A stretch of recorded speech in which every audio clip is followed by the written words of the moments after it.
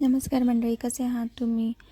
मी तुम्हाला बोलली होती की आम्ही इंडक्शन शेगडी आणली असं. तर आज तिचा उपयोग करून बघितला. खरंच खूप सुंदर फीचर्स आहेत त्याच्यातले. आणि आज पापड भाजून बघितला. त्याच्यावर ग्रिल असं ऑप्शन होतं त्या शेगडीवर. सो जाळी टाकून मी पापड भाजला. तर गाईज खूप सुंदर असा पापड भाजला गेला. एकही ठिकाणी जळाला नाही वगैरे. सगळीकडे एकदम सारखा भाजला गेला. शिवाय चटका वगैरे असं काहीच नाही. आपण गॅसवर भाजतो तेव्हा आपल्याला खूप चटका वगैरे बसतो किंवा खूप जळतो पापड.